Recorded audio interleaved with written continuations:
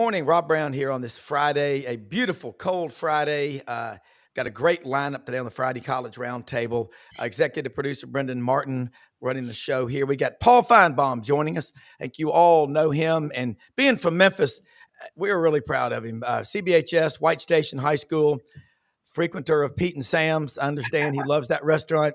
Doug Dean in Birmingham, Frank Duffy in Atlanta. Look, do us a favor. Take a picture of the QR code with your phone.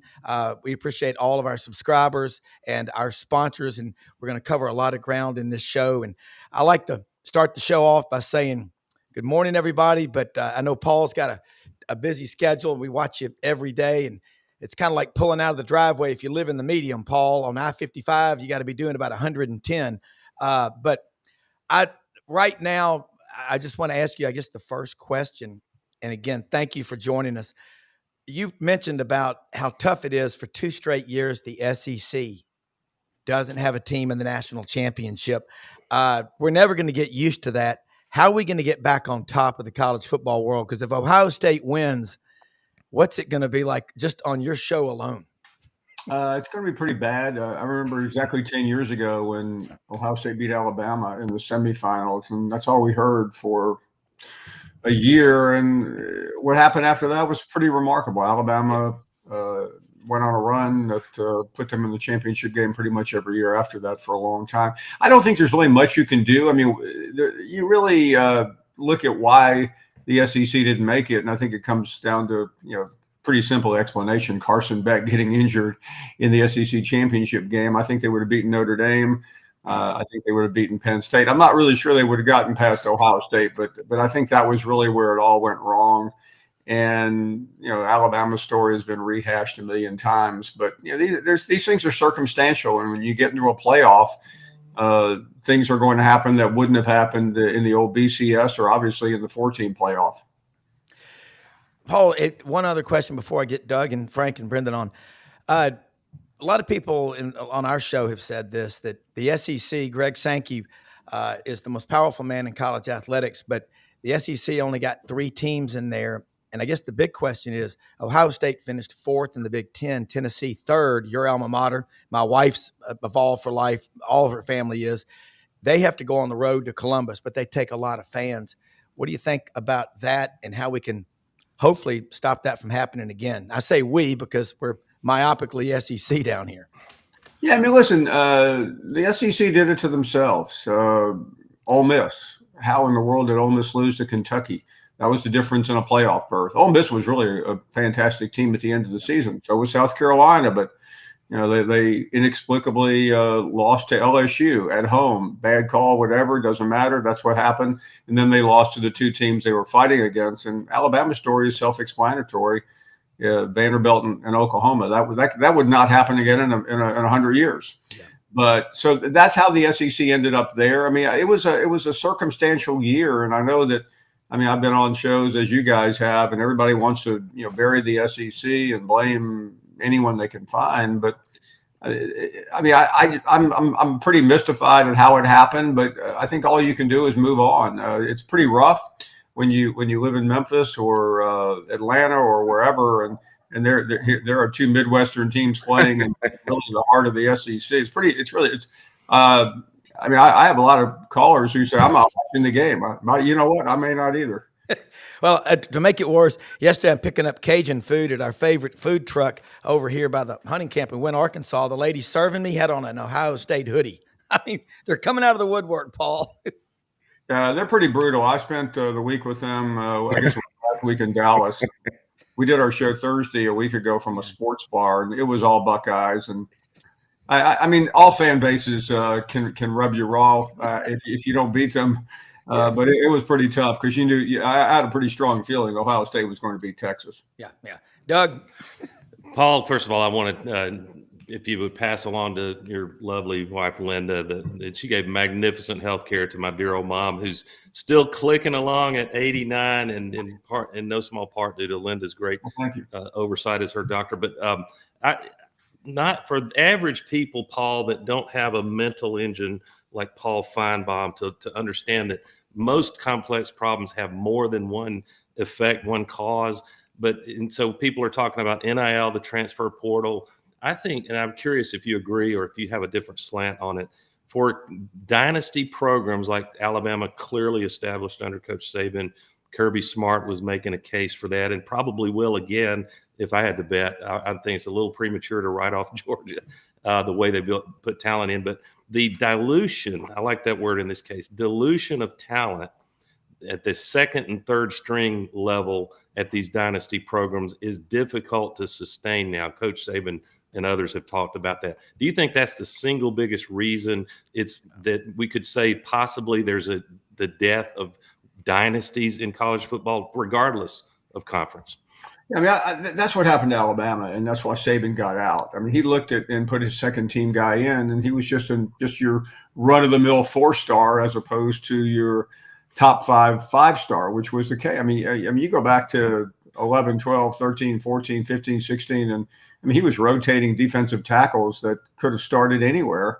And he had a multitude of them. And as we got closer to the NIL era, and mainly the transfer portal, I don't even think it's NIL, but the fact that you can leave at a moment's notice. And I dare say that the biggest loss of the SEC a year ago was when Caleb Downs left Alabama and decided to go to Ohio State instead of Georgia. Everybody expected him to play for Kirby Smart, and he didn't. And ultimately, he was the most important player I think Ohio State had. And I know everybody wants to talk about Jeremiah Smith, but I mean, Caleb Downs single-handedly blew up Texas on the goal line last week. Mm-hmm. Fantastic. Yeah, Frank. Paul, as an LSU guy, I've been in therapy over the Nick Saban escape for about 19 years now, but I'm starting to get a little bit better. So it's hard for me to throw bouquets at the coach. However, there has been talk about Nick Saban becoming a commissioner of college football. And I frankly think it would be a wonderful idea. I think it would give us some direction, some organization. I think the move would probably set college football on another golden age. Can you speak to that? And then secondly, I do want you to speak on how great the chemistry is for y'all's show. We're very good friends with Roman. He comes on all the time. By the way, I think some congratulations are in order for Tim Tebow. I believe they have, if I saw social media correctly, they have a new addition to their family coming, which is great. But y'all have a wonderful chemistry on that show, and it is must watch for us. Can you speak a little bit to both those items? Yeah, this as far as the chemistry, I mean, it's real. I mean, you can flip around watching shows, and you know when the chemistry is fake, when all you hear is fake laughter, and when it's real. And I dare say that we do have that, and it's unique. As far as Nick Saban being the commissioner of college football, I don't want to rain on anyone's great parade here. Will never happen. And it will never happen for a very specific reason, that college football essentially is run by 2 commissioners. If you want to be charitable, 4 commissioners, and they will never cede power to any one individual because they have to. These guys are literally like, if you go back 60, 70 years, the 5 mafia families of New York. And the guy, they may meet for an Italian meal and hope that nobody gets killed on the way out, but ultimately they are not going to cede power. And Greg Sankey, who has formed this alliance with Tony Petitti of the Big Ten, and they're not about to say, okay, Nick Saban, we are. I mean, they respect Saban like everyone watching and listening, but they will not give up their power. And it's a great line, and James Franklin used it, and everybody else has used it, but that's all it is a great line. Paul, if you can, I'd love for you to talk about, not that you're an attorney, much less constitutional, but you know plenty of them, and I guess have them on your show. But most people believe with this $20.5 million that will be shared with athletes under the court case, it's going to break down as follows: roughly 75% goes to football, the cash cow, 15% men's basketball, and then jointly 5% women's basketball, and only 5% for the remaining sports. When you factor Title IX into all of this, how do you see this playing out, both in terms of legal challenges or what different schools, whether you're in the top 20 powerful football programs, or you're a program that is almost never likely to make the playoff? What should we expect? You need more than a constitutional expert to answer that question.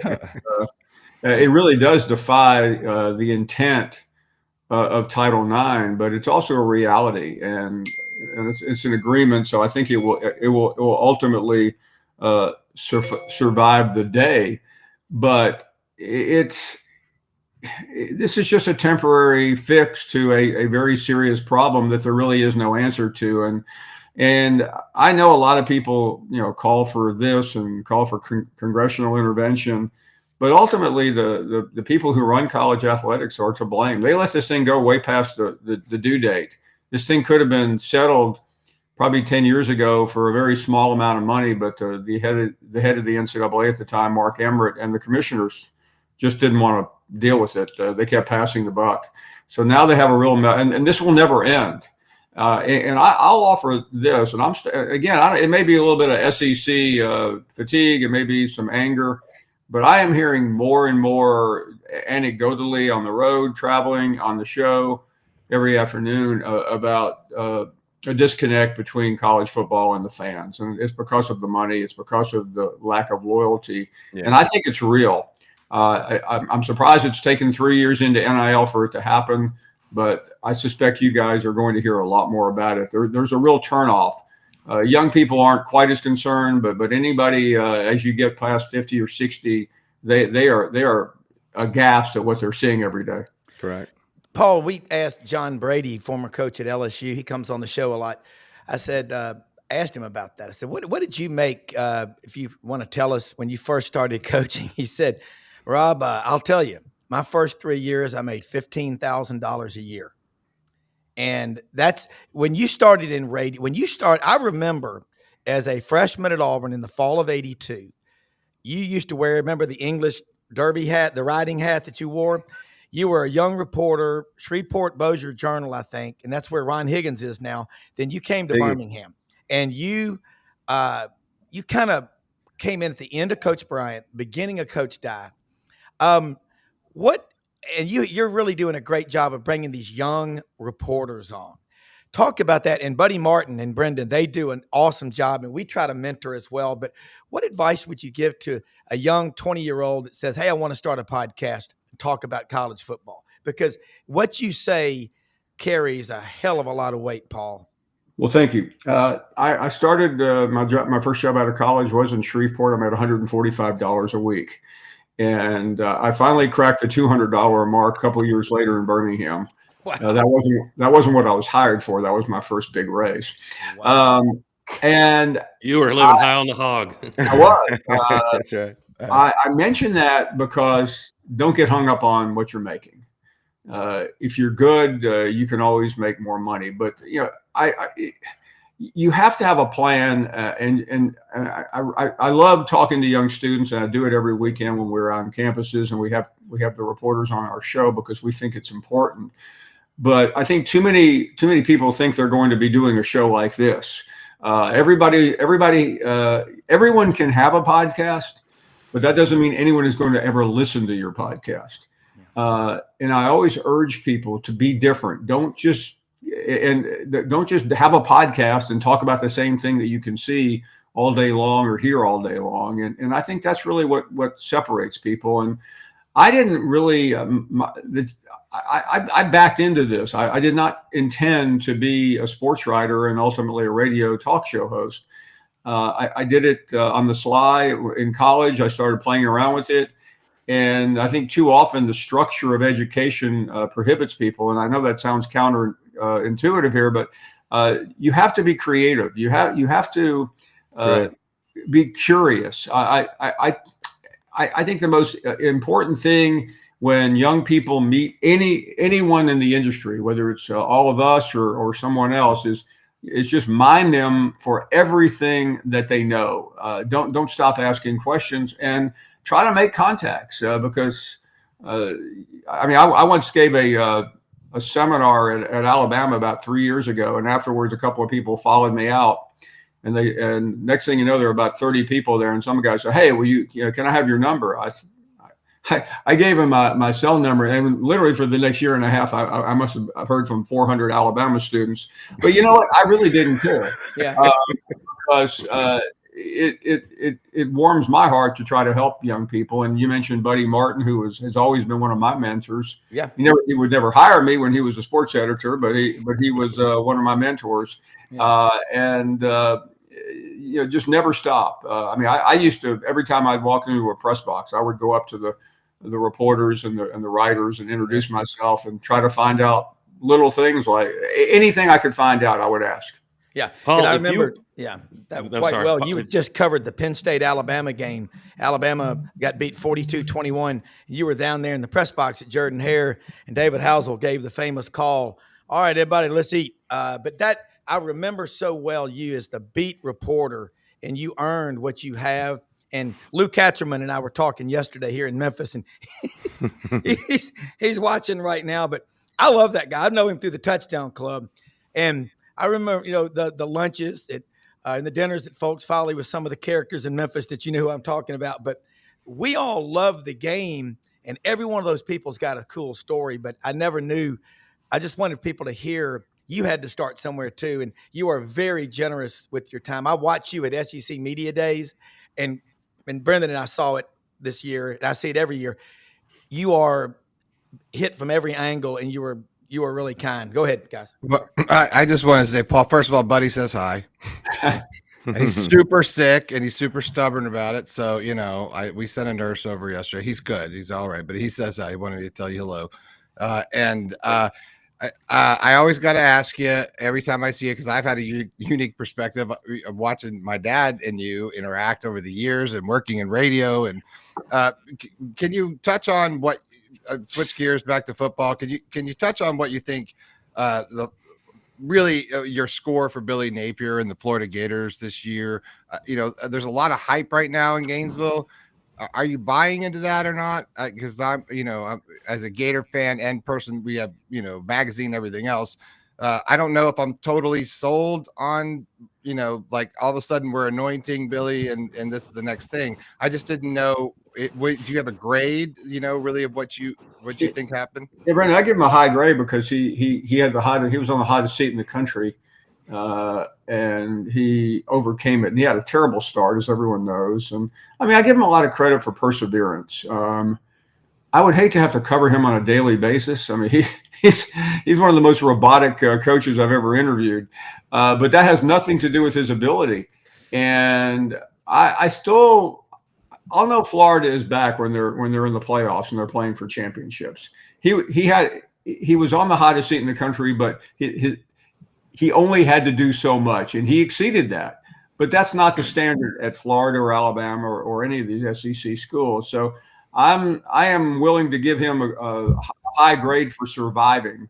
But in the SEC, you have to do it every year. You just can't win 8 games and think you have created a monster. You have not. Yeah. Frank or Doug?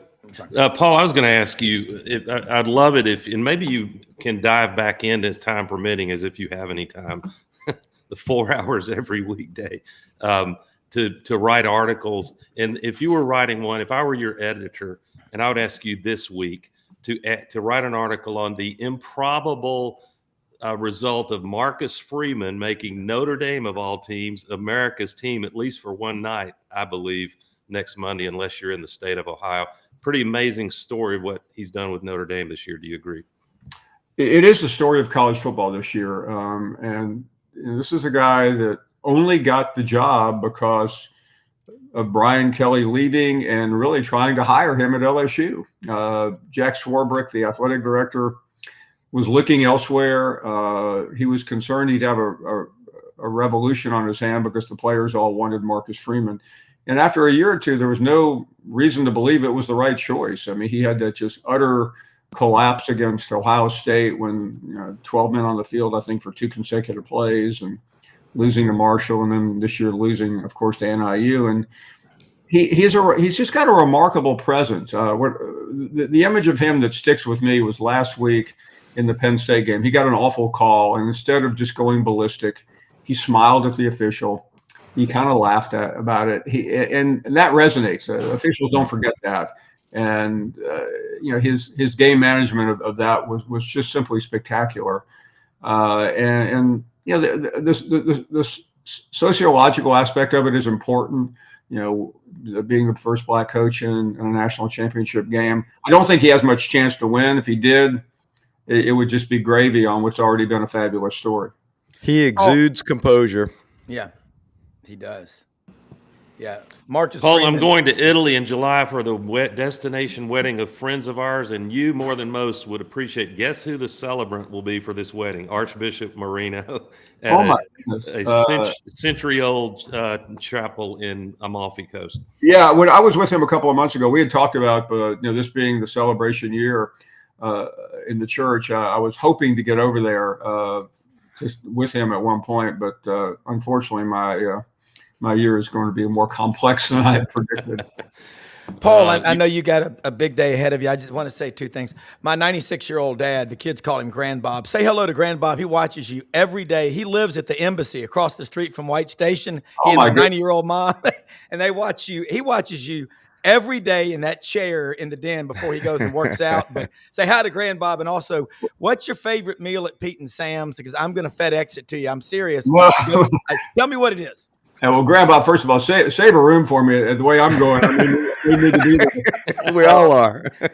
I was one of my favorite things. I've now been 2 years in a row, but Lou Katherman invited me a year ago to come to the Memphis Touchdown Club. Yes, and we got to Pete and Sam's, Harold Grainer and Lou, about 5 minutes before they were going to close, and they stayed open. And I walked around that place, and just being there, it was the first time, I think, in 40 years that I had been in Pete and Sam's. And I mean, we used to eat pizza there like every other teenager. So, but it was, I will never forget that.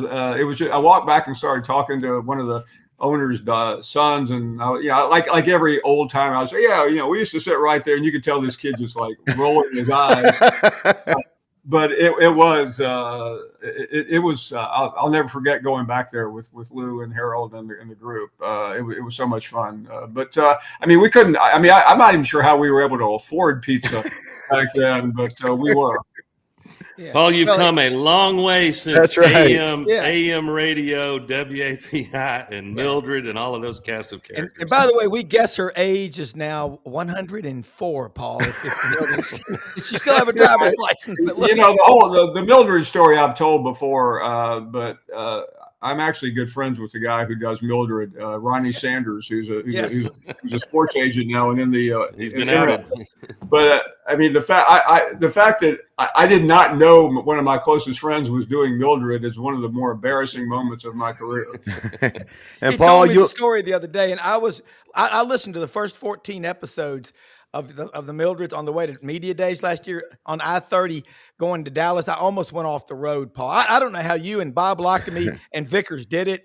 That was better than anything Letterman ever did. I know you got to go, but thank you so much for sharing your time with us. We want to get you back, and we're mindful of that. But I know there's not much we can do, but if we ever can, let me know. But text me your favorite meal, and I'll FedEx it to you, okay? Guys, for me, this is just fun, going back in time. And, Memphis is weird because I just don't get there very much. I don't have much family, if any at all, there.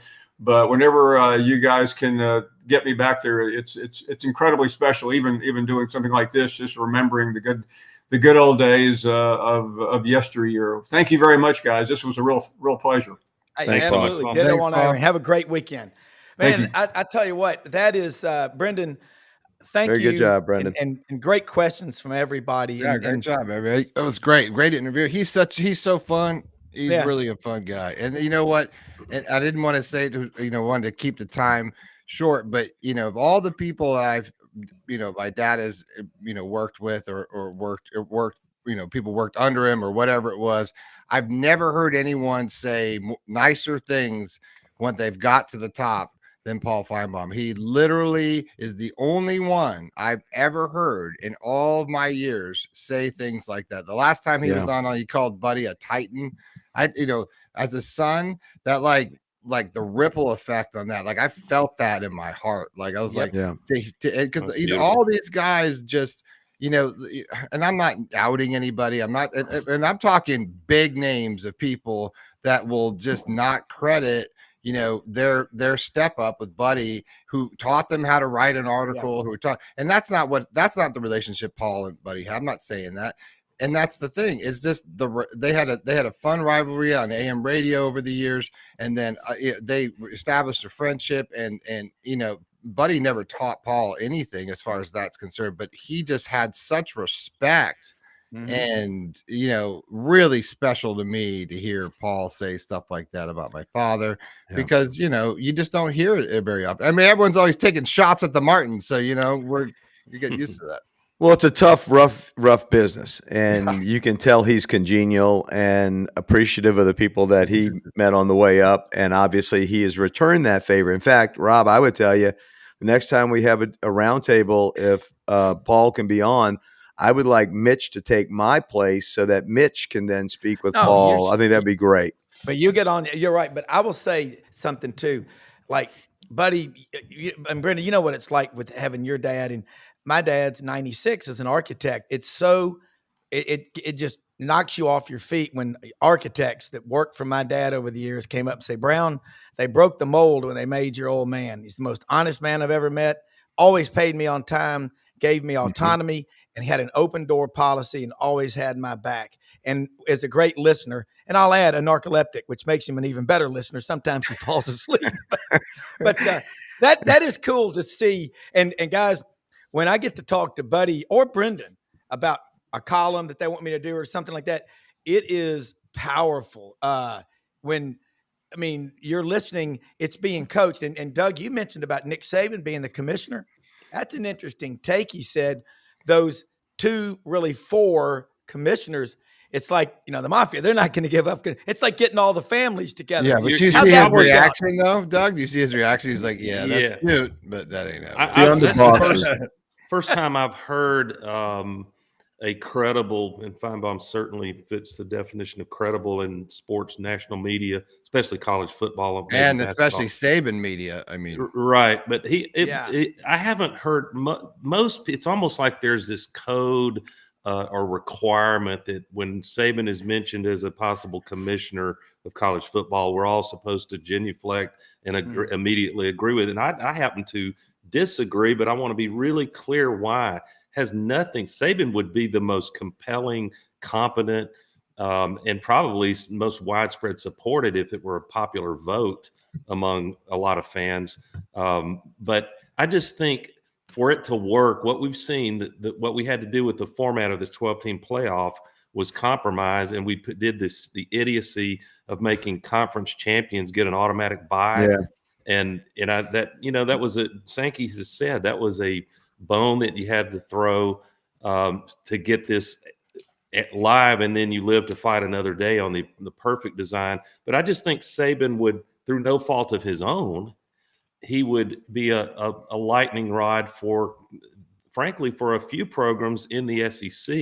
They would be looking over their shoulder, worried if rulings and the way things get managed and cases that come before the commissioner and that council are going to lean toward west side of Alabama over others. That's probably paranoia and unfounded. So I think the profile is more, I would be asking the question, what is the at arm's length leader that, whether you like Goodell in the NFL or pick your favorite football commissioner, who has the gravitas and the perception of not having built-in biases, whatever those are, that could come before it. And I think for accountability and checks and balances, you're still going to have something like a council of 5 who support and have some voting authority, whoever the commissioner is, if you followed me on that governance. Yeah. I mean, Almost like executive and board. Yeah.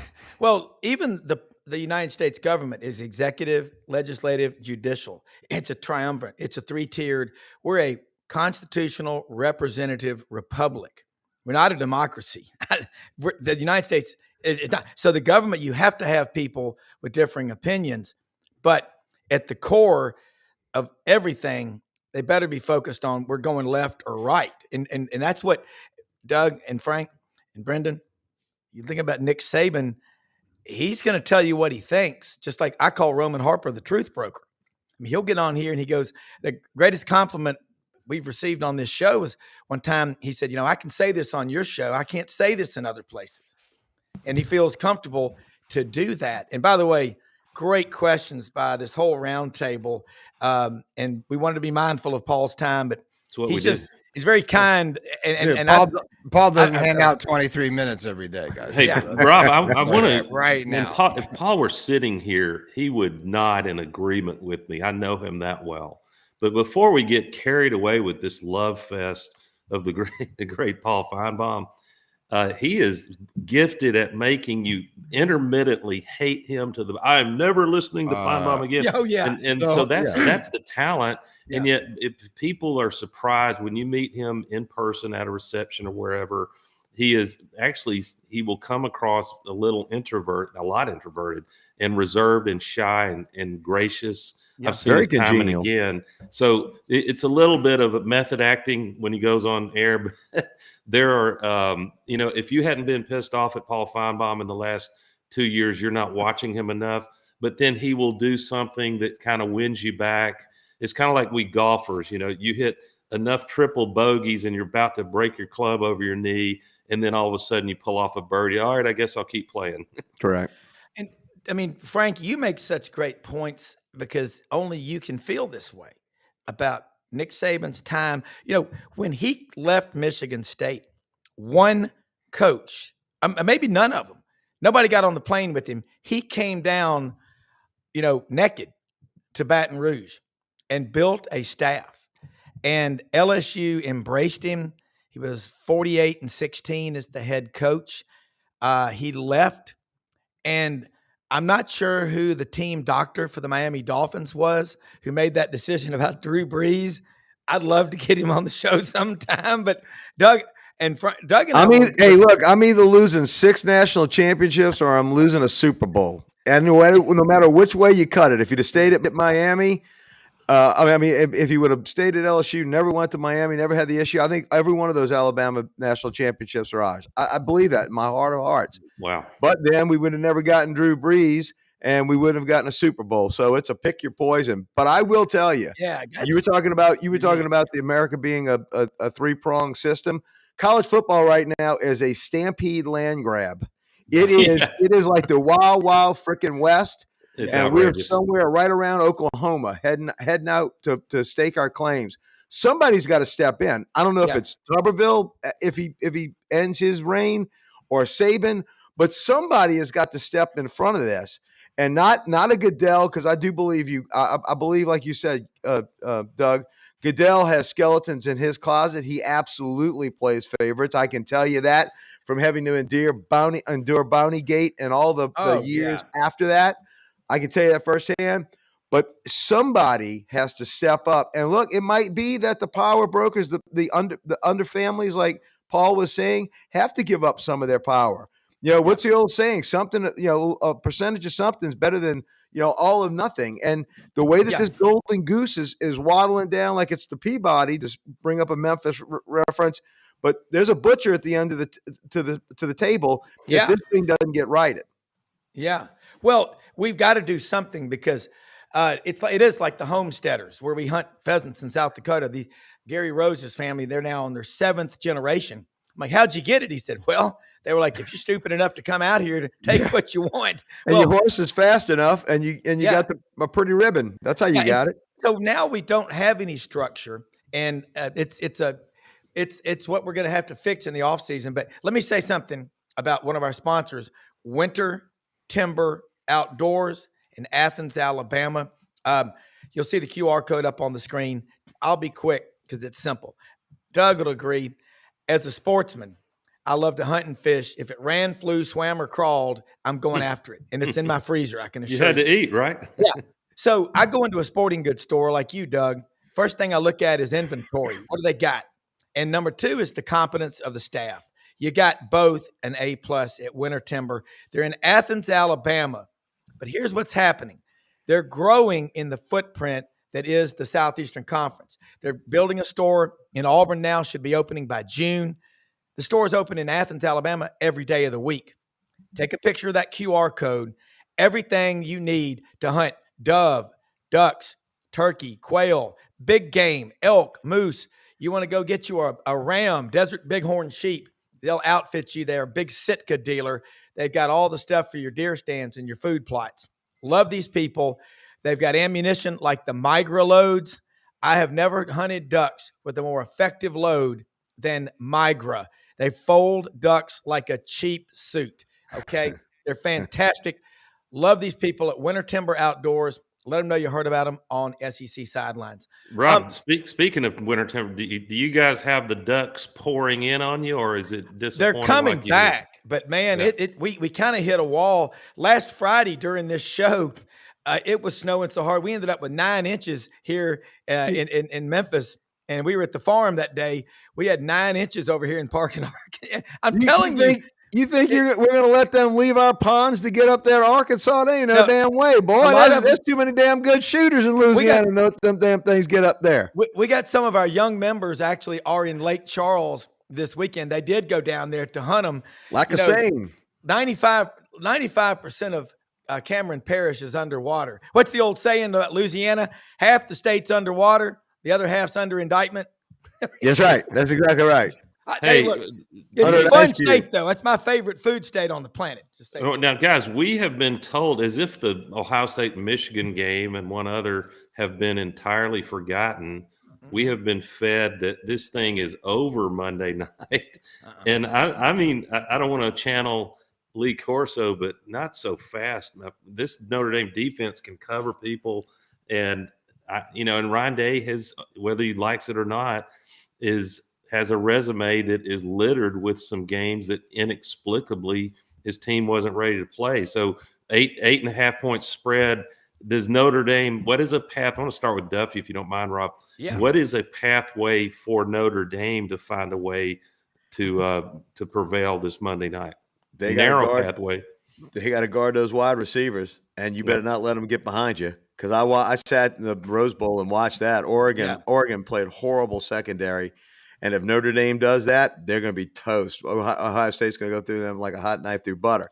But if they can clamp down on those wide receivers and make Notre Dame have to run the football, Ohio State run the football and not like give Michigan up. Did. Yeah, exactly. And not give up easy chunks. Then they got a fighter's chance. And look, turnovers. I think that's the pathway. Yeah, and look, Freeman, these kids play for him. Oh, I saw it when LSU had Les Miles, and those kids would go through a brick wall. I see the same thing with Freeman. They love that guy. Yeah. So you got a puncher's chance, 60 minutes, but they're gonna have to play almost flawless football on offense. They can't lay the ball down. They can't throw any interceptions, or Ohio State gets a short field. Texas was in the most catastrophic play down deep in the red zone, and they're about to send that thing to overtime. How do you can we talk about bad play calls in the history of college football? You're at the 1 yard line. Horrible. And you're doing that wide sweep pitch. It made absolutely no sense. The thing you couldn't have was a loss. You had a better shot if you just tried 4 times running it up the middle. Look, Sark does that sometimes. He tries to be the smartest cat in the room. Isn't it interesting? Yeah. The genius is Kiffin uses analytics too much, arguably, on fourth down. You got to push. Yeah, they like to push the envelope. The aforementioned Les Miles, though, would have been a little bit better in that position. Handoff. Where's Jacob Hester, Florida fans, when you need him? Here's a question. This was brought up to me by one of my great friends, Stephen Patrick Walsh, great Irish Catholic, lives in Atlanta now, from Memphis. Yeah, Steve is Notre Dame, Georgia Tech, Vandy. Steve says, Bobby, everybody's picking Ohio State to curb stomp Notre Dame. And he said, but what I would compare that to was the 1992 Miami-Alabama game. Nobody gave Alabama a chance in that one. It was like they were walking you to the electric chair, not much of a chance, okay? The governor got through. And another one is the 1986 Fiesta Bowl when Pete Kiftopoulos intercepted that pass from Vinny Testaverde at the end of the game Penn for the State. 14-10 Penn State victory, their second national championship in the 5 seasons. So let's break it down. Robert Jones watching the show over in Wynn, Arkansas with Greenway, big John Deere dealership I think he's from Elkhart, Indiana. He watches the show. I got a lot of Notre Dame people that watch this show. There's a lot of domers out there, Rob. There are a lot. They're everywhere. That's not really Powerful so, fan base. and it's going to be a madhouse down there.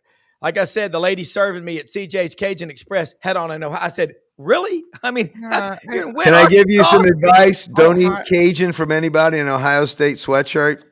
I'll send you delicious. something. Ohio State people are good. They're good fan base. Look, I've great fan I've base. done the national championship thing with Ohio, and I actually got a ride from a bunch of Ohio fans after the game after we kicked their ass. And brother, and they were nice about it. And we kicked their ass the year. next I year. can't remember if it was the year after, a year 07. before. Yep. Yeah. And let me tell you something.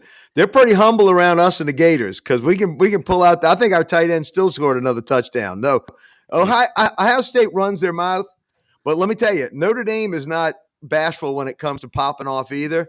This is going to be a clash of Midwestern Titans that think they're privileged and that they deserve to be here. Yeah. So there is going to be a little bit of arrogance going on in the stands here in Atlanta, Georgia. And don't forget, there's going to be a lot of us that have. I'm not going to the game, but there's going to be a lot of people that have tickets that are SEC fans, and we wear our shit to the games. So let me tell you, you might see a police blotter that's going to be pretty long before this thing's over with. Crazy. Well, Nothing. We had Urban Meyer and Steve Spurrier on podcast yesterday at the same time, which is wow, name dropper.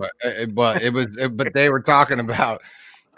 We had this whole conversation about yesterday. Yesterday. You have anything we can run on the show?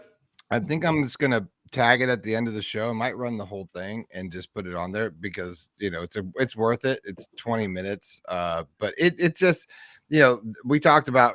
I asked both of them about who are you going to take for the game, and they unequivocally were like, Ohio State is going to kick their ass. Like they were just both Spurrier and him were just like it's good. It's gonna be close in the beginning. Then Ohio State's too much. And they're just going to break it out with 1 or 2 plays, and then that's going to be the end. You can't catch up at that point. And both of them were, and Meyer's pretty objective. Like he didn't think Ohio State was going to win. He says this might be one of the best teams maybe he's ever seen. Give me Notre Dame. I'm telling. There's just something magical and cohesive about this team. They should not. Well, that's in the script. They should not be. Rudy. Have you seen that guy? I've seen him do a motivational speech. Don't get me started about it. Well, I'll tell you one that's. And by Rob, I'm telling you, if Auburn and Alabama, more so Auburn. But if Riley Leonard he's game MVP and makes runs and some key throws, it manages, Valley protects the ball, and they manage to win. There's going to be gnashing of teeth in Lee County. How did we let this kid from Foley, Alabama, get away? Fairhope, yeah, and I agree. Fairhope, my bad. And no, but the talent level in Louisiana, that y'all saw that on X last week. The top 4 receivers in the NFL all grew up within 100 miles of each other in Louisiana. Now, my friend Will Justice, who just joined our hunting club from Memphis, played center at Southern Illinois in Carbondale. You know who he blocked for his senior year? Brandon Jacobs, the big guy that was at Auburn and then transferred. You know where Brandon Jacobs is from, who won a couple of Super Bowls with the Giants as a 6'4", 270-pound running back? Napoleonville, Louisiana. Yeah. I mean, no one got away. I mean, the talent that comes out of that state per capita is no match. You remember Mike Stonebreaker, the great linebacker at Notre Dame, Archbishop Shaw, Archbishop Rummel? No, he went to John Curtis.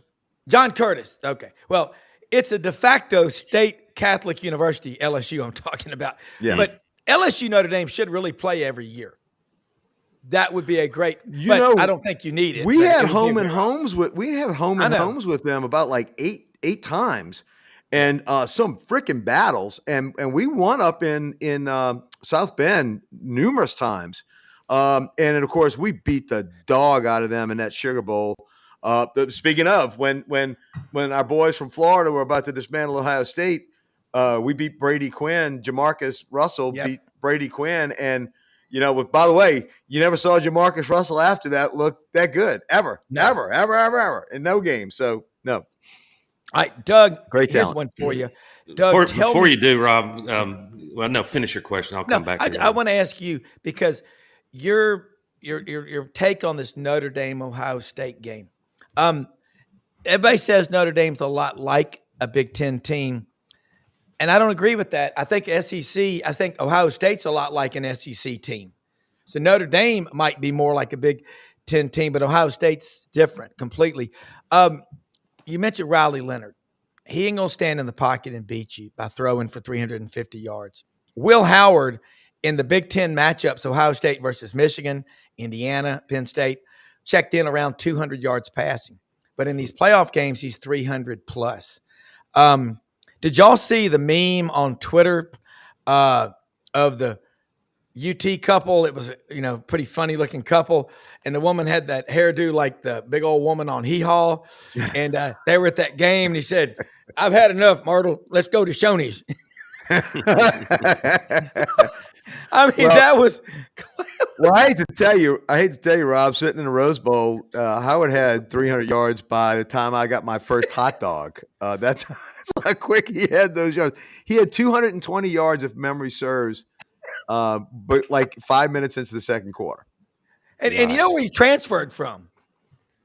Kansas State. Yeah. He was the dumbest. I totally understand it. I don't blame a Big Ten fan or any other conference that they want to have their fun at the SEC's expense. But to me, the idea, the SEC teams are brothers in arms. I find it laughable, and it's just something to talk about. Conferences competing. We really don't compete. I don't frankly give a rip whether another SEC team has good fortunes or not. I come close to that with LSU because of my brother Frank, and I've got a lot of love for LSU. I've said, and it's no small part because I grew up Catholic. If I'm ever expelled from the Auburn family, which is possible, I will go hat in hand to Baton Rouge and see if they would take me. But we got a deer stand waiting for you. It's got your name on it. Got a couple. The Buffalo Bills, whatever division they're in, I don't follow the NFL closely. I don't think they give a rip how their division does in the NFL. It's every man for himself. No. So the idea, okay, Michigan won a year ago, and good for them. But they had to have a spy getting play calls deciphered at some point early in the season. That was not the case late, so give them credit. And then we're going to have a team that's not SEC win Monday night. And it is going to be frustrating. It's about to me, it's as predictive of the departure and decline of the SEC as it was when Clemson or Ohio State won, and suddenly you get – and we're not going to have an SEC team reel off 2 or 3 straight national championships, very likely because of the new format and the dilution of talent we talked about with Paul. It's the dilution of money. But you know what I mean? That's they're going to have to legislate somehow that Oregon or Ohio State cannot give these outrageous shoe deals in the case of Oregon to a player, or Michigan can't step in with $10 million and blow the salary cap off the limit. There's got to be sanity brought, or what we'll see. And when they start legislating it, guess what's going to come back, Frank Duffy? We will have what the SEC powers have always been good at, which is shady practices of compensation and different ways of augmenting whatever the rules are, because there's too much money involved and people want to win football games. Well, we're professionals at that. Yeah, we're professionals at that, and I know the West Jefferson. Note, I didn't point a finger at any one program, whoever it is. I have to interrupt the program to introduce a new family member. Yeah, that's a good-looking dog. I wanted to wait till you guys are on because you're all the hunting guys, and so I've never been duck hunting, but now I have a hunting dog apparently. Pretty brindle. This is Story. She was rescued after the hurricanes in South Carolina a while back, and she found her on the shoreline. Oh. She was about done. She's a rescue dog, and that I think she's a ploff hound, POLFF. Anyway, Yeah. She looks vicious and man-eating. She Yeah, looks she's like so a vicious. half lab, half pit to me. Yeah. So but she she's whatever not- she brings back, she's going to tempt you to try and take it from her. Well, she's I went to go pick her up. It's quite a story. I won't get into it, but went to go find this dog. She's, I'm all about the rescues and all that. So then she's sweet as sugar, and she's like trained. She's beautiful dog. I mean, Yeah, she's good. I'm Pretty telling you, brindle. like she's only the vet says she's not even 2, and she was about done, and the person that found her was hauling horses, and she said she pulled up on the side. It was just devastation everywhere, and she sees this dog running across the beach, running from the beach, and it was just like limping, had nothing left, and she said the horse people are great, because they're a little different with animals.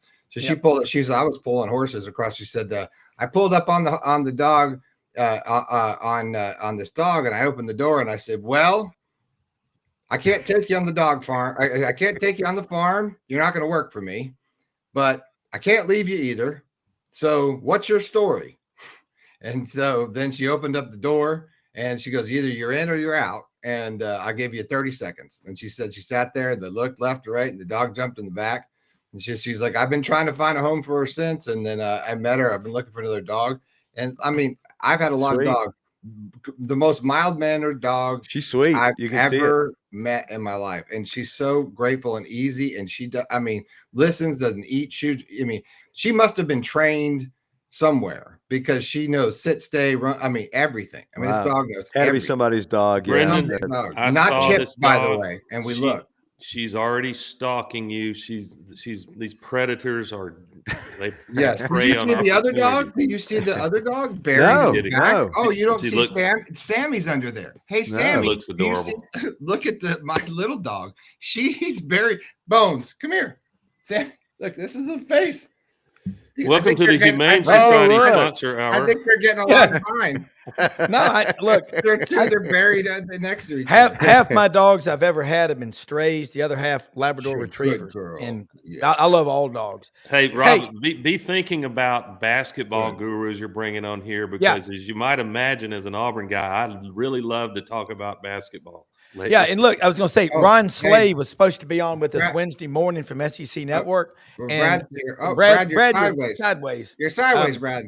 Yeah, I But don't know Ron's if going to be back on There, with us. there you I'll go. try to get Ron on. There it is. I know Chuck You Lavelle, got it. famous musician, is going to be on the show. He just Oh, my emailed me goodness. this morning. He's going to be on Wow. with us next Friday morning for a few minutes. And well, let's all get comfortably numb and get ready for that one. Hey, You said let me Iceman say Chuck something Liddell's real coming quick. on the show. Iceman Chuck Liddell? Lavelle's coming on next Friday. Oh, Yeah. God. But let me Oh. say something. Brad Bellamy, general managers, Landers Ford. Love this guy, but the people he works with, folks, you're looking for a car, truck, SUV, new one. They've got a pre-owned lot, big lot, Poplar, Houston Levy out in Collierville. The general manager that can do 360s. Here we go. There he goes. Yeah, But hey, but let them know you heard about it on the SEC sidelines. They've got all kinds of rebates and offers available on the cars, trucks, and SUVs. I drive an F-150. Let me tell you something. I hunt. I'm off-road all the time. I don't get stuck in my F-150 with the all-terrain tires. And Michael Jordan, my great friend, bought one of the Broncos, Brad, that Sasquatch package. And now my wife wants one. I mean, they're so good looking. The Expeditions, the Explorers, the Ford Escapes. Brad, what am I doing? I'm bringing sand to the beach. You've forgotten more about Ford than I'll ever know. Brad, talk about what's going on at Landers, and then we'll talk some football with you. man, I appreciate it. And I'm trying to get. I don't know what's going on with my phone this morning, so now I'm going up and down, and we'll see if we can. It looks like you're modeling the new roll bar. I didn't know a Bronco had roll bars. Yeah, man, I have no idea. Usually I just put it up and it all works fine. But today it's like it keeps rotating on me. Brendan, what do you got? You change your production side over there, man? What's going on? No, your rotation, producer. your rotation on your phone is not locked. Is that So what it's it is? rotating left and right on your iPhone Got or it. Android. It's all. It's the Ken Caps user era. No, sir. You are a sponsor. It is all my fault, sir. No, sir. It's all our fault. Right. No, it's all mine. It is my fault. No problem. Cut a check. You do no wrong. By the way, I don't know if you saw that little TV trick I did for you while you were figuring that out, sir. I made sure to cover full screen while we sorted all this out. It was a beautiful thing. I like seeing my banner ads and our over 10,000. Yeah, there you go. There you go. And that, I got you covered, bro. So, but no, it's a new year, new savings here at Landers, and just trying to start the year off right. Glad that snow is over, and hoping that as the weather comes next week that we continue to be precipitation less, because very few people want to go out and buy a car when there's 8 inches of snow on the ground. So or houses. But I will tell you though, I drove my wife's Bronco last week. When we had the snow, she's got a Badland Sasquatch, and I mean, you talk about handling unbelievable. You put that thing in slippery mode, and you just go out there and have a good time. So, and it's also very peaceful when you're driving in the snow at 6 a.m. in the morning and no one else is on the road. It's a very peaceful thing. So, Yes. Anyways, guys, we're here to take care of anybody. Really excited about last year and the accomplishments of our team. We're waiting for final results from Ford, but President's Award is the highest standard that Ford sets for dealers. It combines your sales efficiency and also your customer satisfaction. And for 18 straight years, from 2001 to 2018, the store had won the President's Award, and it's been it's had a dry spell since then. But it looks like 2024 we're back in the saddle again. So really proud of our team and just how we've tried to embrace things like pickup and delivery and mobile service to really provide a better experience for our customers. As I've told you guys before, most people would rather drink their own coffee than drink our Folgers. So we're trying to do the best we can to continue to meet customers where they want to be met, and appreciate the time to come on the show. And I'm also going to have to start brushing up on my college basketball knowledge, because I'll be honest, guys, until March Madness time, with college basketball, there's just so much going on. And so I usually transition from football to Grizzlies, especially now as good as they've been. So I'm going to start doing a little more research. We're the same animal. I totally agree with you. And I don't know if you know this. This one is a sidebar, Brad.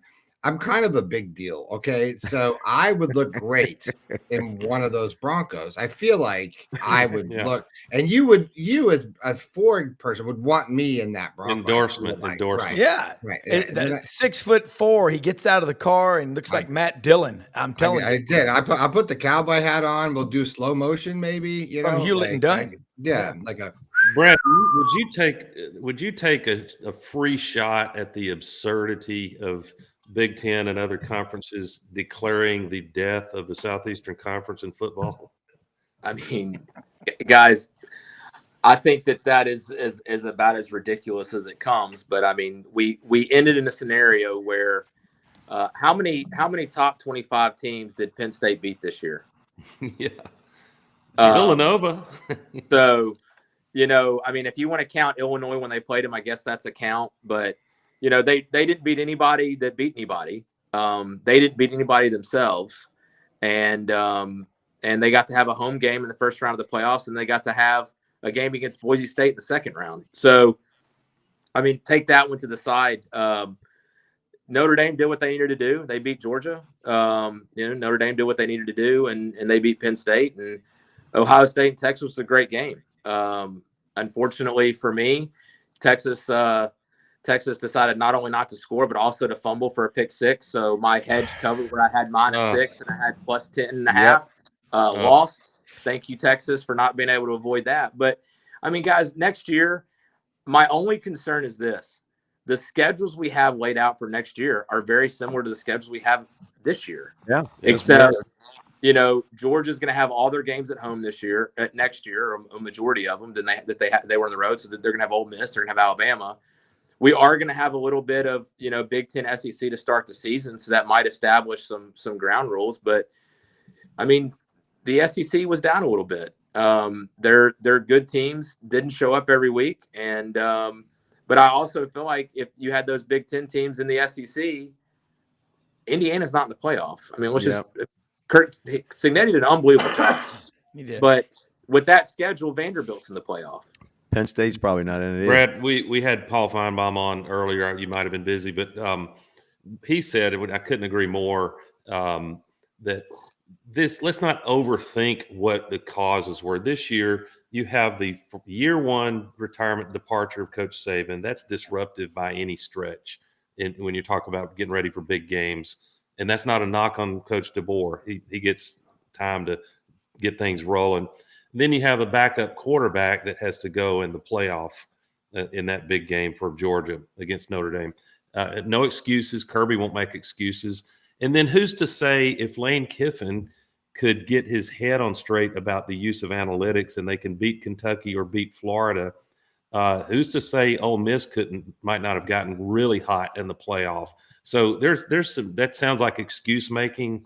Props to Ohio State. Couldn't beat Michigan for 4 years, but here they sit they'll feel pretty darn good about themselves if they can win Monday night. And Notre Dame, Scott Paul said, is the story of the year, what Notre Dame's been able to do to this point. Yeah, I think that, I mean, that's some really good insight. And it's 1 year. One of my best friends is a huge Ohio State fan.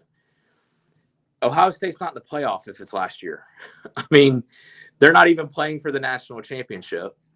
Notre Dame, I think, would have probably still made the playoff. I think that they would have probably put a one-loss Notre Dame team as the number 4 seed. That's part of my problem with the whole seeding. Notre Dame probably would have made it as the number 4, but they got seeded as number 7. Is that right? 7? 7, yeah. But they would have probably made the playoff last year with the same schedule, same record, same resume, same comparisons. So I do think they need to figure out what we do with the championship games and how we rank teams. It made no sense to me, for example, that Clemson was ranked below SMU. They just beat SMU. Why would you put SMU higher than them, even though Clemson just beat them and really manhandled them until the end of the game where it became close? Yeah. So I agree with Paul, but it's hey, other teams are going to win sometimes, guys, and we just have to get used to the fact that we're now 2 years in a row where it's not going to be an SEC team that wins a national championship, but dominance happens for a long time. You know, I mean, it's not 1 year that it makes, and I don't think the SEC is dead, but I do think the realities of NIL and the transfer portal are here to stay, at least until they. I got to bounce, Rob. I'll see you guys. Doug, thank you so much. We'll do it again next Friday. Awesome stuff with Doug Dean. And I'll say something. The SEC's won 13 of the last 17 national championships. Like Buddy said, it'd be nice to say we've won 14 of the last 18. Not going to happen this year. But it'll be tough for a Big Ten team to win it 2 years in a row. But keep in mind, Jeremiah Smith from Fort Lauderdale, right in the backyard of the SEC. Caleb Downs, Atlanta, transferred from Alabama. Quinshon Judkins left Ole Miss from Park Crossing, Alabama, right next to Montgomery on the shorter exit on Interstate 85. They're building a team. Ohio State is just like the SEC. So they're just taking our blueprint. Frank, I think you'll agree, and Brendan and you, Brad, it's going to be up to the SEC to double down or triple down to keep these kids here. But I'm seeing a trend. Very few schools this year in the SEC, not all, but most people, didn't lose anybody of any significance. Carson Beck, I think they were ready to part ways. Maybe I agree. A lot of reasons, you know? Well, money's the great equalizer, always is. Yeah. And when you got somebody like Portnoy and Larry Ellison throwing money at my quarterback, they're going to go. It's just that simple. And the problem is, like Brad mentioned, you know, with NIL and with the portal, we're not stockpiling guys anymore. You can't do it. Somebody's just going to up and go. If there's an opening that comes in another conference, they're going to go. So, our days of being able, like we were talking earlier when Paul was on, for the days of Kirby and Nick stockpiling 2 and 3 rows of 5 stars, it's not going to happen anymore. They get playing opportunities other places, and if they quote unquote make a mistake, they can correct it in one semester. Yeah, it's and I think a lot college football now is like the investment world. You've got the programs, the coaches that want to build through the high school ranks. That's long-term growth model. Then you've got the day traders. That's the portal. Okay. And you have to think about how you're going to be as an investor. Well, you got to do a little of each, but you got to think about the consequences. Being a day trader or short-term trader, getting guys in there for a semester. Basically what's happening is the guys are coming in for a cup of coffee and a tryout. Yeah. But in the old days, see, people don't remember 40 plus years ago. I remember 30 and 40 guys might leave during a spring practice. They just couldn't take. A new coach came in, cracked the whip, they were gone. But we didn't hear about it. It's like a stat. Oh, there's more tornadoes than there ever have been before. No, they're not. There's just, instead of someone saying, I tell you what, there's a big blowout there in the pasture out there back yonder. Now radar picks it up and identifies it. And so we're counting everything. We're even counting crows. Well, I know Bear Bryant used to stockpile 120 of the damn guys. 8 quarterbacks, Brad, on the roster. 8 quarterbacks. Yeah. Well, but you're right. And social media also brings it all to light too, right? Because anything that happens is out there for somebody to see. And so, it's the same thing with crime. I don't think crime is necessarily more prevalent than it was 30 or 40 years ago. Yeah. I just think more people know about it.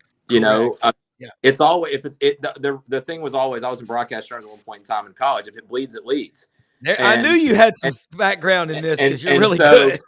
I feel the same way about, with these football stories. I mean, these guys need something for people to pay attention to eyeballs throughout the season. And the season's over. So now that's what, Greg McElroy said when he came and spoke to the Touchdown Club is, on one end he hates it, but on the other end he loves it because he has something to talk about on April 27th that he didn't have it 3 or 4 years ago. Right. I mean, there's always a story.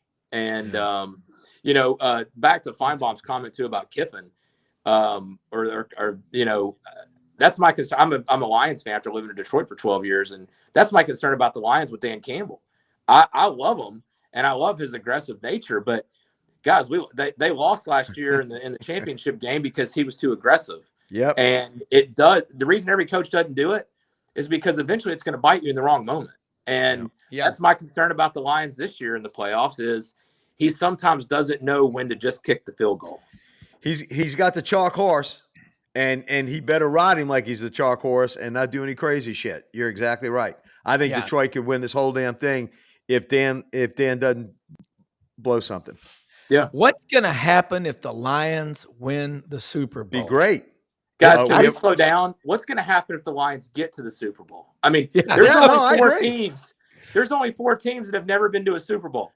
The Lions are the only ones that have been around the whole time of Super Bowl era that haven't made it. Can I tell you the euphoria that Detroit will feel because I felt it in New Orleans? When Roman comes on, you can kind of hear it in his voice, my voice. There was just something incredible about that team that you never thought would ever make it. It's that battle to get to the mountaintop, and when you do, it's an incredible feeling. Detroit will go absolutely batshit. The new mayor will be Eminem. By default. Hey, look, we're going to wrap it up now. Great show. Paul Finebaum, executive producer Brendan Martin, Doug Dean, Brad Bellamy, Paul Finebaum, Doug Dean. Every day we're so blessed to get to do this, man. And most often we see the face of Christ in the least among us. We're the most blessed people in the history of the world. Every day find excuses to win. And you got sponsors like Landers Ford, Memphis.com. They sell a lot of cars and trucks and all. But what they just did for my school, Christian Brothers High School, Brad, you're going to sell a lot of vehicles because we got 15,000 alumni at Christian Brothers. My son-in-law is going to be doing a lot of stuff. I'm going to introduce you to him, Brooks Meadows. We're going to send you a lot of business, the Purple Wave Express. But anyway, thanks, everybody. All of our sponsors are at sidelines.live. Have a great weekend, everybody. Thanks for watching. Share this with friends. See ya Monday for the big one. Thanks, guys. All right. Thank you. Go Tigers. Go Tigers.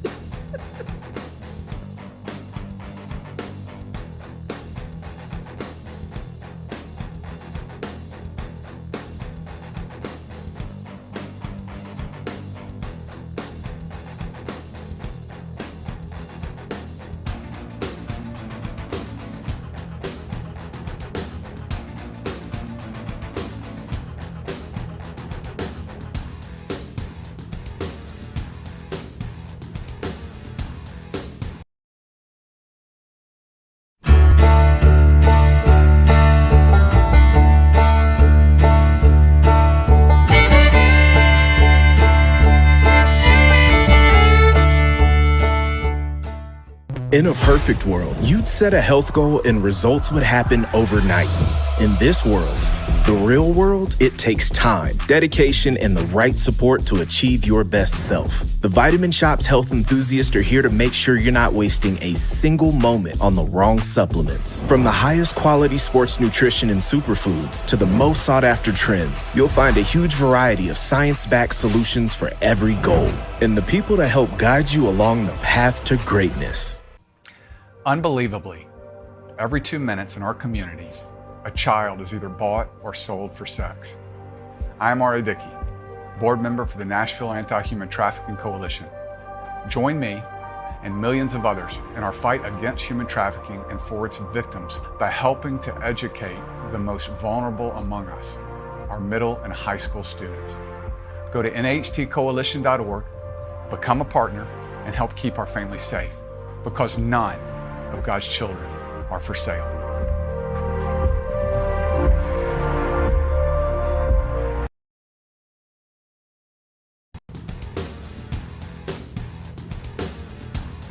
A great honor and great pleasure to be on the program with not one, but two Hall of Famers. Two. One who's been in there a while, and one who got in there from me. Congratulations to Urban and Steve.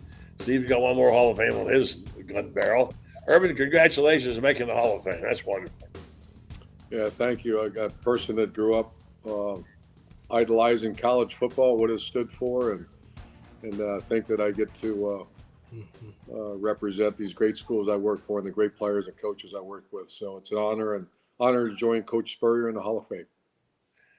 I don't know if you ever can set out to say, I'm going to be a Hall of Fame coach. I don't think it works that way. But at what point, and I'll ask Steve the same question, did you think about that possibility of you being in the Hall of Fame, Irving? Well, you're human, and I remember like SID, Steve McLean and Jerry Emick, the SID at Ohio State.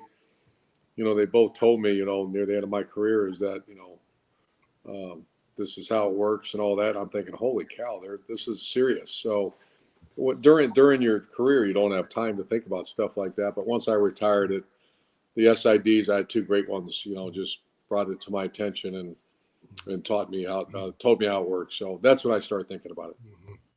When you realize that and you start thinking about who you're in there with, Coach Meyer and Coach Spurrier, you think about who's in that hall with you. That's got to be overwhelming, Urban. It is, and what's going to be really neat is a lot of these college players that I had, a lot like Coach Spurrier, are going to at some point be in the Hall of Fame.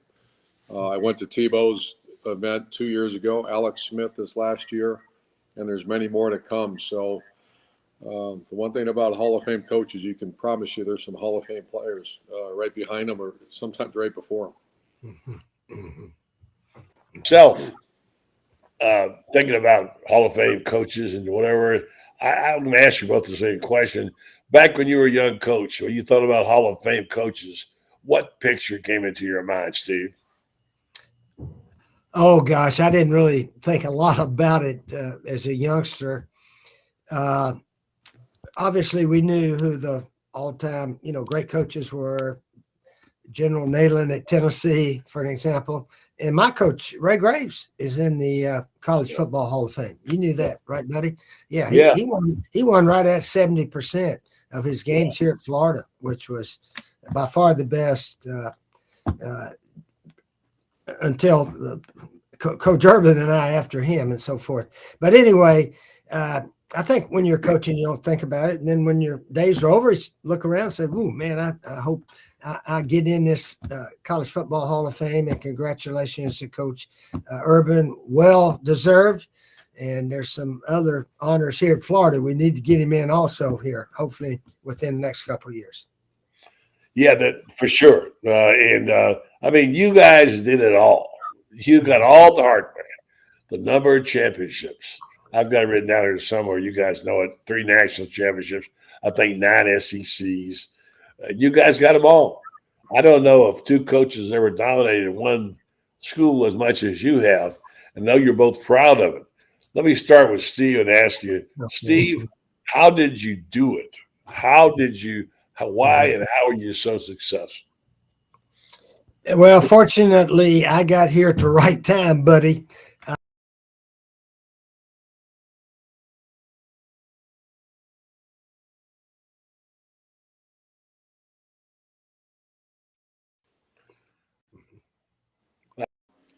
And really, when Your best players or your best leaders also, sort of like Tim Tebow and all the players Coach Urban had there, you have a chance to have those big successful years. Well, Urban, you come into a situation where you've had a coach that won a national championship, won a bunch of SECs, six, very popular guy. And my gosh, I know you had to feel the pressure because, of what the shadow of Steve Cass, but you managed that. How'd you do it? Well, a similar situation to coach is that I took over for a heck of a coach, Ron Zook, and a great recruiter. I did a little talent evaluation. I had a couple other job opportunities when I was at Utah, and really when Steve Spurrier started the style of play, and I never really knew much about Florida, actually growing up until because I think to follow a guy that's done it is a little easier than a guy that takes over a program they've really not done it. Mm-hmm. And it's really amazing the history of Florida. As many great teams, great players, great coaches, they don't have many banners that show for it. Other than I think '91 was the first SEC championship, and then obviously the '96 national title. So once it's done, and Florida became the place everybody wanted to be, I was one of those people. I wanted to be part of that sunshine. The guy from Cleveland, Ohio, watching the Florida Gators play, I'm like, holy cow, they can really do it down there. And so that's when I kind of got interested in.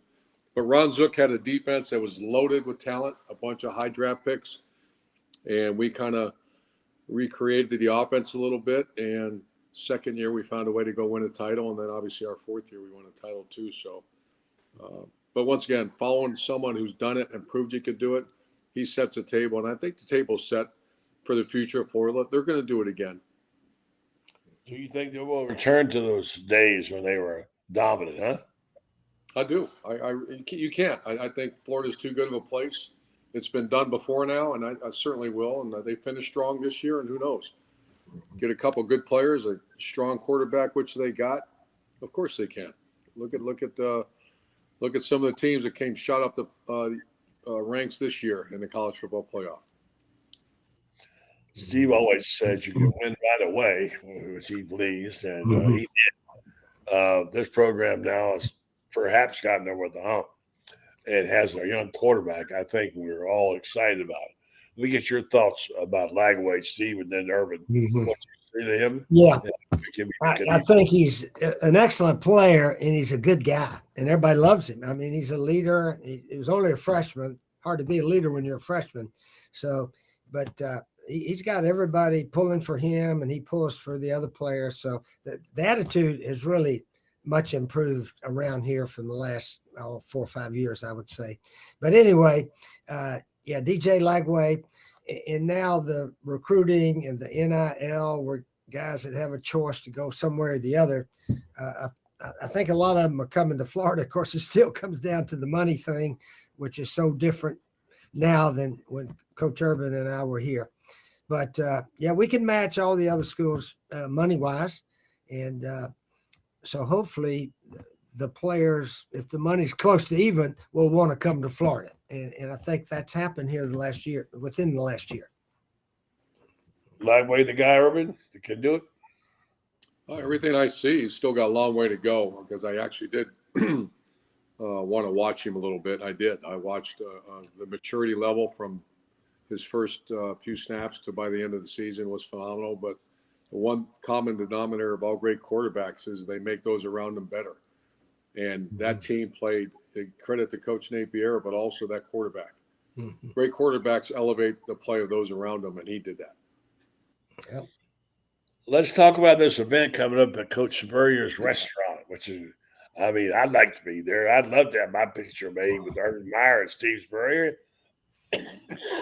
Excuse me. Well, I can go in your stead, Dad, if you need me to. Yeah. I wish I could. Yeah. Anyway, you're invited. I'm there, Coach. I'm there. Yeah. So it's going to be 2 to 4, I believe. I got the information Freddie sent me on Friday. Got a couple of celebrity bartenders in there, I understand, too, huh? Who is that? I don't know. Jerry and our wives. Oh, yeah, Jerry right. Shelley and Jerry No, Shelley, and Shelley and also Jerry. that big middle linebacker that played for us, Brandon Spikes. I understand. yeah, Brandon. I They think wanted me and Coach, but I said we're not going to do that. Yeah, so it'll be a fun time. You're going to sign stuff, and Mhm. you're raising some money. I think is a donation asked for. I think, but no charge to be at the event, and go eat some of that good food and have some of those great drinks. And there's a special brand of margaritas that they're going to be serving, Urban. Yeah, I invested in a company called Los Landeros, and my friend runs it. And I know Coach Spurrier has a new product too out there that I can't wait to see and be a part of. So I can't wait to see Coach and have fun. It's one of the nicest restaurants I've been to. I love going up there. Gentlemen, I'd just be remiss if I didn't ask you. I've been excited all day about this interview. So if you don't mind, I just ask one question to you both. How critical to you both is winning to the identity and legacy of a college football program? I've heard you both talk separately about how the importance of winning was to you as a coach. Coach Spurrier, to ask you first, how important was that to you as a head ball coach? Well, obviously, when you come back to your alma mater, which I did, it was extremely important for all Gators, and we had some wonderful years there. We didn't win it all every year, but we came close almost every year. We had a whole bunch of good teams, and attitude and all that kind of stuff was really good. But anyway, we're hoping to get back to that. We're hoping to get back to 7-5 is not the greatest year we've ever had. One of those 10-2s, and hopefully even better, get into the playoff and all that kind of stuff. So I think Billy Napier can do that. I think he's got a good setup here and so forth, and recruiting. And as you know, momentum, once you win, it leads to more winning. So we're hoping and believing that can happen. Coach Meyer, same question. How critical is winning to the identity and legacy of a college football program? Well, it is the identity, and for whack jobs like me, I mean, it's whether you eat or not, whether you sleep or not. And that was you coach at places like Florida and Ohio State, where winning is not only expected, it's demanded. It occupies every second of your life, and following Coach Spurrier, who set the standard. I think every person that will ever coach at Florida will know that standard's there. All the SEC championships and the style of play and the swamp. I mean, that really wasn't there until Coach showed up. And now everybody has to live up to that, and they have to. That's just the way it is. That's not going to change. I said that about the Ohio State fan base. People are all over the fan base, and I'm like, I don't get that. I mean, that's the fan base is the bloodline of your school. I mean, you start criticizing fans, you got a problem. You want the fans to be there, because I've been in programs, and so as coach, where fans, it's not that important. It's really important in Florida, and it's really important at Ohio State when I was there. Speaking of Ohio State, you said last summer this team is loaded. They can win everything. You put it right out there. And they stumble out of the gate, but now they look like they're playing to their potential. They're favored to win the game against Notre Dame, which is a little bit of I guess, ambivalent for you because you like Notre Dame too. But nonetheless, how good is Ohio State? And Ryan Day, has he got his magic back? I think the roster, and I said this in the summers, might be the best roster I've ever seen. They're too deep of skill. Not only will be in the NFL, they'll be starters, impact player. I went through it the other day, and just kind of because I work at the Big Ten Network too, and I've never quite seen when you have two tailbacks that are potential first-round draft picks. You have 4 receivers that are potential first-round, or and the best player in America is a freshman. They had some issues with the offensive line with injuries, lost a first-round draft pick. but now they're playing much better. And then defense, it's one of the best defenses. Their entire secondary will not only get drafted, they'll start in the NFL. And I've had some great teams. I don't know if I've ever had one like that, where you have, the first string, all skill, and potentially most of the backups will be impact players in the NFL. That tells you, and they're all veterans. They came back for one reason, and it looks like it's going to happen. Well, Coach Urban, what was your record against Michigan? 7-0. Okay. How in the hell did they lose to Michigan this year? That's what I. And it was Because not Michigan did beat Alabama, right, buddy? Yeah. Yeah. But, that was amazing. I still. It was. Both of y'all did pretty good. They were saying, "Oh gosh, it's Michigan," instead of Michigan's just another team. I don't know. It seemed like they put Michigan on a pedestal. Man, they're going to be hard to beat, and it turned out they were very hard to beat. But yeah, I was at that game too, Coach. I was at that game, and it was hard to explain because that was not the Wolverine team a year ago. Yeah, it was a great team. This one was not. It was a good team. Obviously, they did, like you said, they beat Alabama, but they sure did. I still don't know how that happened. Yeah. How do you see the game working out between Notre Dame and Ohio State, Coach Meyer? I see, just because they're a well-coached, gritty, tough, real tough team that Al Golden runs the defense. You just don't see missed assignments. You don't see blown coverages. You see the proper run fits, good tackling team, and really good players. But they have also been banged up on defense. So I think they're going to keep the ball in front of them, not give up big ones. And then on offense, the problem with Notre Dame's offense is the running back's banged up.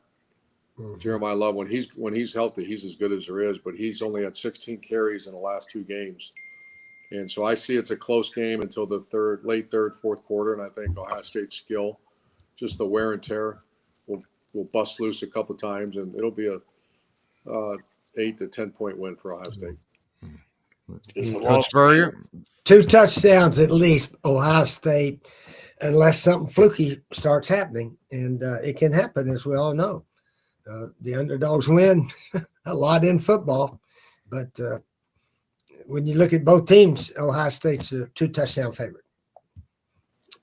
Doesn't mean it's going to happen, but that's the way I see it right now. Final question.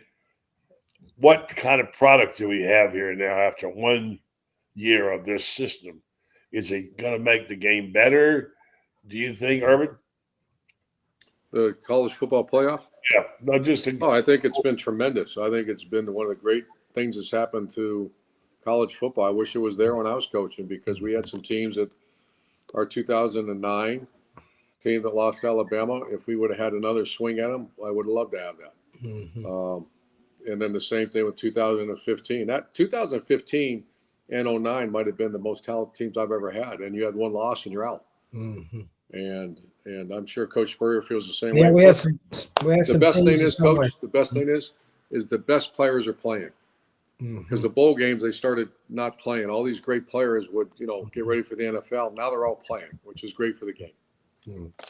But I do agree with some of these writers that said it's going too long. I mean, we're in college basketball season right now, and to wait so long to play these games, I think maybe right after the season, let's get into the playoffs, and instead of teams taking weeks off and this, that, and the other.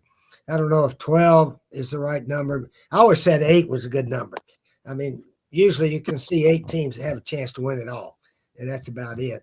And then you could squeeze it down maybe a couple of weeks, something like that. But I'll tell you what, everybody's watching and everybody's fired up about it. So there's something about a playoff that we all want to watch. All right, Coach. First of all, congratulations again, Irv. That's a wonderful award, being named to the Hall of Fame. And I'm glad you're in TV. And Steve, congratulations on the success of your restaurant. You've been knocking it out of the park. Awesome. It is. This event coming up on Friday is a great opportunity. Here you are, your 2 Hall of Fame coaches. Go out and say hi, give a little money, and take part of the event. Great job by Freddie and by the folks out of Eastbury Ground Roll. Thank you both very much for being on the All right, Coach Thanks, Urban, I'll guys. see you tomorrow. That's Thanks, Steve. tomorrow, I'll see you buddy. tomorrow. Thanks, buddy. Tomorrow, I'll 2 see- o'clock. 2 o'clock. I'll see you At all the out there. restaurant. All right. Everybody Thank you. come out. All right. Have a See good you one. guys. Mhm.